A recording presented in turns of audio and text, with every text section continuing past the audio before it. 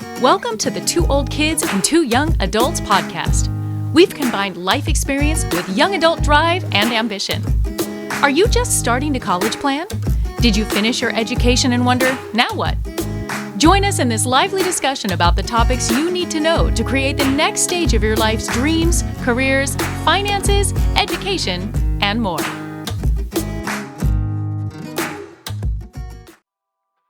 Welcome to episode 2 of Two Old Kids and Two Young Adults podcast.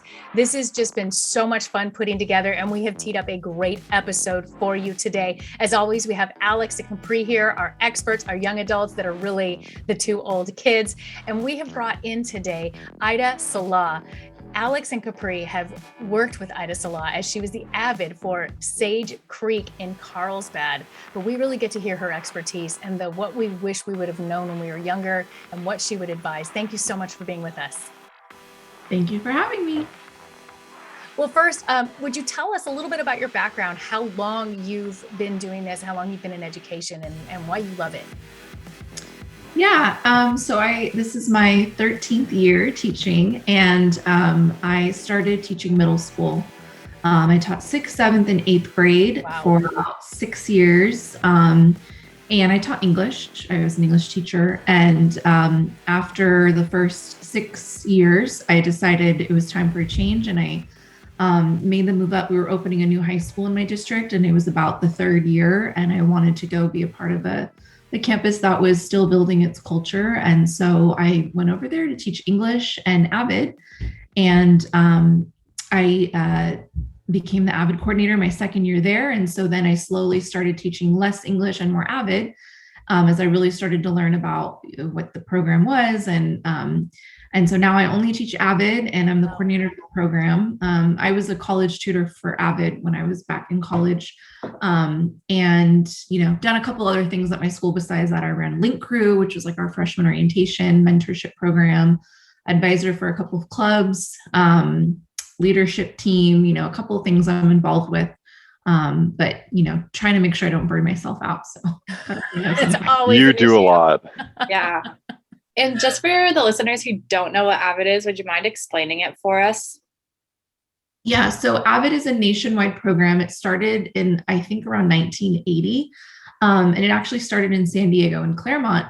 And since then it's spread. I think about 500,000 kids are in AVID, and it's around the whole country. But it originally started when they were actually busing students in from lower income neighborhoods in San Diego in the 80s. And they were busing them into Claremont, and they were integrating the school really. And some of the teachers didn't really have the highest of expectations of these students. And so an English teacher there, Mary Catherine Swanson, decided that these students had all the potential in the world. And the majority of them would be first generation college students. And so she kind of led with this philosophy of rigor and not remediation. And so she started putting them into advanced classes and, honors English. And some of the teachers we don't want them in honors classes, but she had a system of we will raise the expectations and we will support you along the way and you will be successful. And she hired some college tutors from UCSD. And from there, the program just kept growing and growing from that one classroom into a whole school-wide program. And, it's crazy how big the program is from where it started. So, yeah. It's pretty impressive. Well, Capri and Alex rave about you. So I'm going to let them take this over. I know they have some questions, but they rave about you. So we were really thrilled you joined us today. Thank you. They're awesome. I was a tutor in Miss Salah's class, or Ida's class, sorry. Always got to call you Miss Salah. I don't know if that's ever going to go away. But that was my senior semester, first semester, and then my second trimester as well.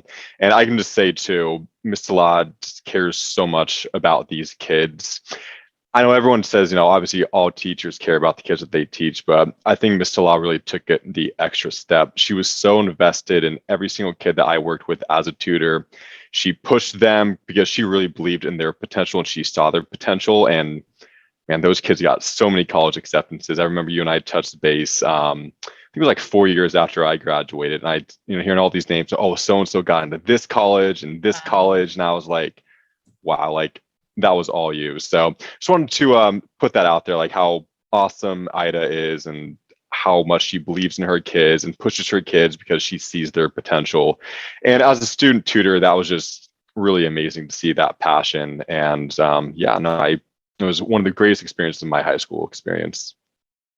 I would agree with everything Alex just said. I also was your tutor first shy senior year, and it was really nice because even though I'm not a first generation college student, I still found myself facing a lot of the struggles that you talked about, and it was really nice to be like, oh, like, yeah, I'm going through this too. And I kind of had the opportunity to share some advice with the freshmen and sophomores working in your classroom, and it was super nice just to build those lasting relationships. Because like even this morning I was walking to AP stats and I saw two girls and I was like, oh my gosh, like how was your guys' day? And it was just great. Like the relationships you're building, the advice you're sharing, and what you're doing, I think is really cool. Thank you. Yeah, tutors make a difference. Do you want to start with our first question? Yeah, I'd love to. So I'm kind of on this same topic, just in terms of all the great things that makes Ida, kind of on that same topic. Just wanted to ask you, my brother's wanting to be a high school teacher. I know that you and I discussed this about a month ago, but for everyone who's trying to, potentially be a teacher down the line, I was just curious, what have you found in terms of the skills, abilities, and personal attributes that are really essential to success in being a teacher? You have to wear a lot of hats as a teacher. Some days I feel like I'm a therapist, and other days I feel like I'm a mom to these kids. So you have to be so flexible and adaptable and know that you can have planned for this to happen and something will change. The internet won't work, and all day and your lesson is out the window. So you have to be really flexible, very adaptable. You need to be open-minded because your students are coming from every walk of life, and you have to try to understand their perspective, because there's going to be a lot that have really different experiences from you, and you have to be aware of your own biases, your own, just who you're relating to and who you're not can really also depend on, like, well, they remind me of myself when I was in high school, so I have this rapport with them. And then you have to kind of understand that, everyone's experience is valid, and you just have to open your mind up to learning new things. I've learned so much from my students over the years, hearing about their experiences, their family, their background, and it's just made me a better teacher. You also have to be, I think you have to be really organized. I am like very organized, as you guys know. Yeah, and super organized. But I just, to have that classroom management, you have to, no matter what grade level you're teaching, you kind of need to be able to provide structure for your students, because even though they won't say that they like it and they crave it, they really do. And, I taught middle school before I did high school, and I brought some of my middle school strategies to high school, and high schoolers are just big middle schoolers, they love it. We do, so organized. You have to be collaborative, because you're going to get the best ideas when you work with others. You don't really want to do it alone. You want to work with other teachers. You want to get ideas from them. And you have to obviously be comfortable speaking in front of, a crowd of people. That probably helps a little bit. Yeah. So, those are just a couple of things I can think of right now. But you also have to, like with any career, just be really open to networking, because the teaching community is a small community. And I can't tell you how many people that have set me up with this opportunity, or I've set them up with that opportunity because they knew someone who knew someone, and, oh, you taught there, my, best friend teaches there, or I have quite a few teachers at my school that their spouses work at schools with my other friends. So you really want to be open to, working with others. It's not a career where you should be like, I'm just going to work by myself. Definitely not. And you also should be able to, and it's hard, but to not take things personally, to really separate yourself from what's going on, because a lot of times it's not you, they're taking it out on you, but it's, they're teenagers or stuff going on. It's not about you. So you have to be able to separate from that too. Yeah, being in high school is it's just a weird time in general. I look back to where I was in high school and I was like, oh gosh, I had Justin Bieber hair.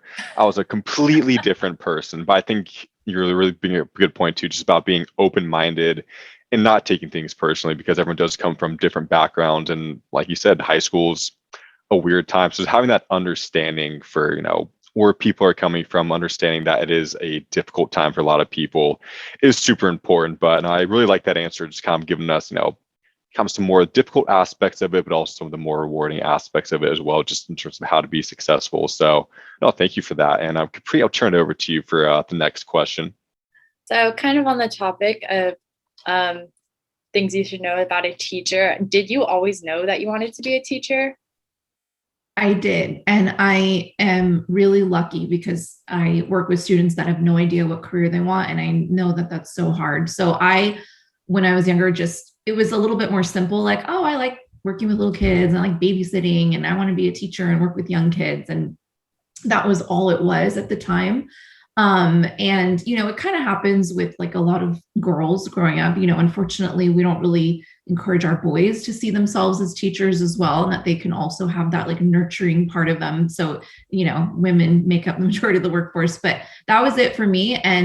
But it did develop into something different, like it was elementary. And then when I got into college, my last year, then I switched to like, I think I want to do middle school. And then, when I was in middle school, I said, I'll never, ever teach high school ever. And now I'm in high school and never go back. So, I always knew I wanted to be a teacher, but the grade level has shifted and the reasons for why I want to be a teacher have definitely changed, or why I enjoy it from when I was 10 years old. Thanks for sharing. And kind of going off of that again, did you have like a traditional college route? How did you become a teacher? I had a pretty traditional college route. I went to school here locally in San Diego, and for my family, it was always known that I was not going to be allowed to move out and live in the dorms. My parents are immigrants, and so their experience is super different of like, you live at home until you're married, which like that didn't happen. But so I knew I was going to go somewhere local, and I just, I went to Cal State San Marcos. And like I said, it was easy because I knew what major I wanted. And I had gone directly to the 4-year, which made it easier. I did switch around a little bit of like, do I want to, at the end, I was almost going to switch my major and then I didn't. But yeah, I did 5 years for undergrad at Cal State San Marcos. It's an amazing school, great teaching credential programs. And then right after I graduated college, I went right into the teaching credential program at Cal State San Marcos. They are one of the few schools who have a program specifically just for middle school teaching. So all my student teaching was in middle school. And then after I graduated, I got a job that summer. So I never subbed or anything. I just went straight into my first job and been working ever since. Wow. Yeah. Pretty That's fast. incredible. Yeah, that's really impressive. So you kind of followed more of that traditional route then, you got your degree, you went straight into teaching. Did you do anything to kind of, set yourself up for success besides getting obviously the degree, which is very, very important, but just in terms of, clubs, organizations, volunteer work when you were in high school, when you were in college, or just could you walk us through that? Yeah, when I was in high school, I wasn't an AVID, so nobody was really telling me much about the importance of all that, but I did some community service and, here and there, but I did take a class when I was a senior. My school had an internship class where you could do an internship for your last period of the day. And so I was able to go to our local elementary school and work there 4 days a week. And I learned a lot from that experience. I also I taught piano from the time I was like in like 8th grade or 7th grade or before that to like all my family friends' kids. And so I was like in that, learning how to be a teacher my whole life since I was a teenager. And then in college, I really was not a part of any organizations, and I wish I had been. Now with my seniors, we talk about how they have to join organizations, and it's a really big deal. But at the time, I didn't know, nobody told me. But I made sure that my job was related to the field, so I worked at a Kumon Center, which is like a math and reading center. And then I was a college tutor for the AVID program at my old high school. And so I had those my jobs were still kind of related to the field I wanted to go into. Right. So that I had, references and experience. And so that's kind of what I did to prepare myself. And then obviously I did student teaching when I was in my credential program, but nothing prepares you until you have your own classroom. How do you feel that all of that experience that you had going through college, starting to teaching piano, that's fantastic, when you were younger, how do you feel that all of that has helped you being in AVID now, and the types of questions that you get and the kids that you're helping and all of the different variables that come at you with your specialty? It kind of lets me tell them like how to not do some of the stuff that I did, because like I wasn't super involved. And so, like right now there's this great club at Cal State San Marcos called the Future Educators Club. And I've, they've reached out to me. I've gone and talked to them a couple of times. And, if I were to tell myself back in college, like, you should join that club, that would be great. And so it kind of helps me share with them, this was my experience and I did some things right. Picking that job that was in my career is something that I want you guys to try.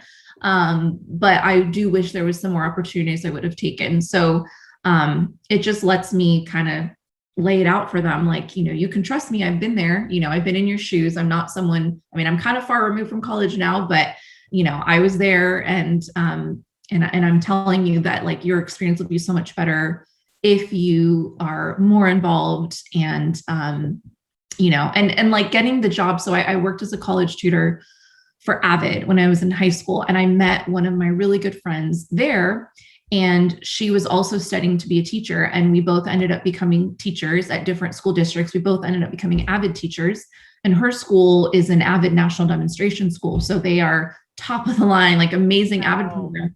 And she, when I was hiring college tutors, at first I really couldn't get any because we were a new school and I didn't have alumni yet, and she sent over her students that had just graduated from her school down in San Diego, and they were going to be coming to Cal State San Marcos. And she said, they want a job. They're starting college. They want a job up in North County.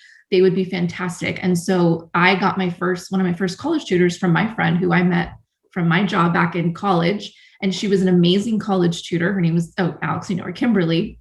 Oh yeah, she was great. Yeah. And she was amazing. And I would have never had her. I would have never had my first college tutor if I didn't have that connection from my college job. And she was with us for a couple of years, and now she's a teacher, and I'm beyond proud of her. And I feel really old at the same time. And then through her, she told her friend, and then I got my next college tutor, Kayla, who was stayed with us for 4 years, and she's in her teaching credential program now. And then I had one of my current tutors was also from my friend from one of her recent graduates. So she would kind of supply me with her recent high school graduates that were going to be coming to school up in North County. And, I was really proud of that, because we're, I think, the only school in our district that has this consistent college tutors that stay with us for, 3 or 4 years, and we never have a problem hiring tutors. But that came through my college job connection. Wow. How much do we love Aida? Now I see, Capri, Alex, I see why you love her so much. You are fantastic. I think that anybody listening who is maybe on the cusp of would I want to be a teacher, that was thinking they would, you just got them over the hump. Like, okay, I can do this too. Just really outstanding. Thank you so much. Thank you. Awesome. Any last thoughts that you have? Any last words of wisdom that you would give to someone considering stepping into the role that you have? I do think it's a fantastic career. You can really change the life of a student and their family, and it is very fulfilling. When I look back at the students I've worked with, it's really helping them to further their education is changing their life and their family's life, because they're really changing the trajectory of what they would have done, and they're getting that degree, and then they're getting a career, and they can help their family.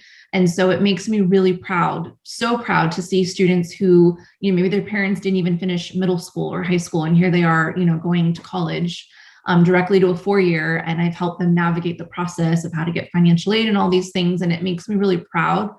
And I think it's a great career to have. And I highly recommend it to anyone. And, don't count yourself out. I have a lot of students who will say, I can't be a teacher. I'm like, yeah, you could. I see leadership in you. I see your desire to help students and help others. So, I think it's a great career, even though it can be a little hard right now after the pandemic, but I highly recommend it. And, find your people, if you become a teacher, just find your people, because you'll need them to help you through some of the, stressful times. So yeah, definitely great career. Wouldn't change it. Wow. And this is why we do love this you. podcast. This is why we love her, and this is why we do this podcast, because we want there to be a resource that they can be encouraged and say, wait, that's what I want. I'm going to choose that path. And you might have just helped so many young adults maybe get off the fence saying, that's the path I want to go. We want to hear from you. You can email us at 2ok2ya@gmail.com. Let us know if you have questions. We can get you resources, get you connected with the right people. This is an informational, amazing, life-changing podcast. Alex Capri, thank you for bringing her in. Ida, thank you so much. Thank you. It was really nice chatting with you guys. Make sure and subscribe to this show so you don't miss the next episode of Two Old Kids and Two Young Adults podcast. We want to hear from you as well. You can email us at 2ok2ya@gmail.com.